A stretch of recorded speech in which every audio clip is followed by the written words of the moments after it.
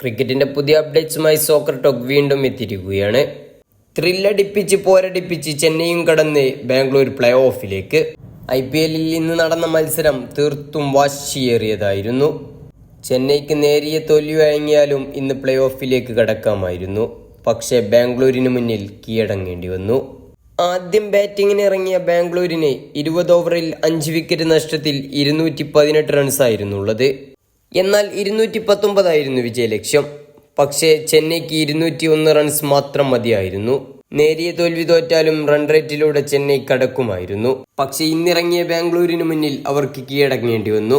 കാരണം അതിശക്തമായാണ് ബാംഗ്ലൂർ ഇന്ന് പൊരുതിയത്. IPL ചരിത്രത്തിലെ തന്നെ ഏറ്റവും വലിയൊരു കംബാക്കിനാണ് ബാംഗ്ലൂർ കളമൊഴിയുന്നത്.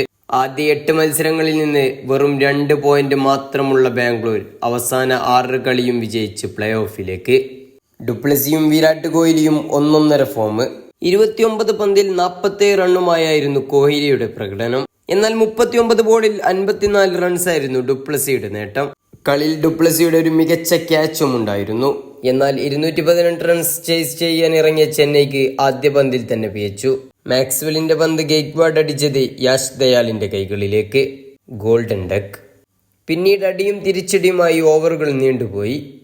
ചെന്നൈക്ക് വേണ്ടി രാജിൻ രവീന്ദ്ര 37 പന്തിൽ 61 എന്ന അർദ്ധ സെഞ്ചുറിയും നേടി. അവസാനം ധോണിയും ജഡേയും ആഞ്ഞു പിടിച്ചു നോക്കി, പക്ഷെ എത്തിയില്ല. 22 പന്തുകളിൽ 42 റൺസായിരുന്നു ജഡേജ നേടിയത്. എന്നാൽ 13 ബോളിൽ 25 റൺസ് ധോണിയും നേടി, പക്ഷെ ബലമുണ്ടായില്ല. 20 ഓവറിൽ 7 വിക്കറ്റ് നഷ്ടത്തിൽ 191 റൺസിൽ ചെന്നൈക്ക് മത്സരം അവസാനിപ്പിക്കേണ്ടി വന്നു. ഇനി ധോണിയെയും സംഘത്തിനെയും അടുത്ത സീസണിൽ കാണാം. ഒരു പക്ഷേ അടുത്ത സീസണിൽ MSD ഉണ്ടായേക്കുമോ എന്നറിയില്ല. പക്ഷേ കോഹ്ലിപ്പട ഇനി പ്ലേ ഓഫിലേക്കാണ്. തകർന്ന് ഒടുവിൽ പറന്ന് പ്ലേ ഓഫിലേക്ക്. കാത്തിരിക്കാം ഇനി സ്വപ്ന മുഹൂർത്തത്തിനായി.